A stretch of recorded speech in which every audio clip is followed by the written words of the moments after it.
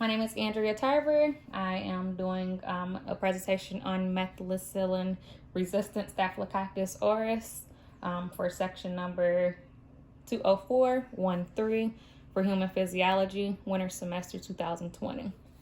Methicillin-resistant Staphylococcus aureus is a gram-positive bacteria infection, and it affects the integument system, which is the skin. And what the skin main functions are: it's the overlaying protector barrier from the environment. It helps regulate body temperatures, helps manufacture vitamin D, and it's a temporary storage for vitamins. Signs and symptoms of methicillin-resistant Staphylococcus aureus infection is cellulitis. Cellulitis usually starts off with red small bumps that usually turns into an infection in or under the skin. Boils, which are pus-filled infections found under the skin. Abscesses are also pus-filled that are found in or under the skin as well.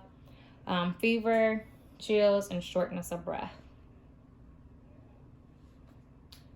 The way you diagnose these infections are they use bacteria cultures, as you see in this form here, similar to those. They will take a culture of that bacteria and send it down to the lab. They can also test the MRSA in the tissue samples by using the blood or actual tissue. And they also do it under the microscopic analysis and see if they see that gram-positive bacteria under the microscope. Risk factors for patients who test positive for MRSA are anybody who has any skin breaks. So any breaks in the skin can cause a high risk for contracting MRSA. Anyone who has been hospitalized, so patients who are hospitalized for a long period of time and are bedridden are more at risk of getting MRSA because their skin breaks down as they lay in the bed. And anyone with weakened immune system, so cancer patients who are who have any immunosuppressant diseases or conditions are also at higher risk.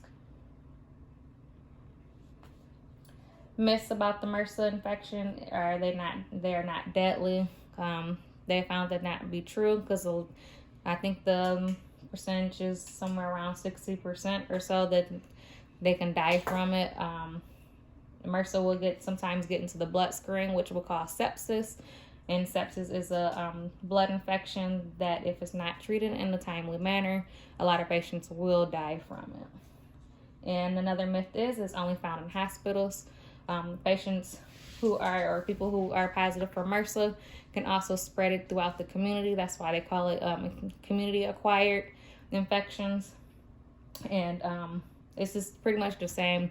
Going to the grocery store, touching a shopping cart, and with somebody who is infected with MRSA can spread it to someone else who has MRSA, especially if they do not do proper hand hygiene and wash their hands. And that is part of my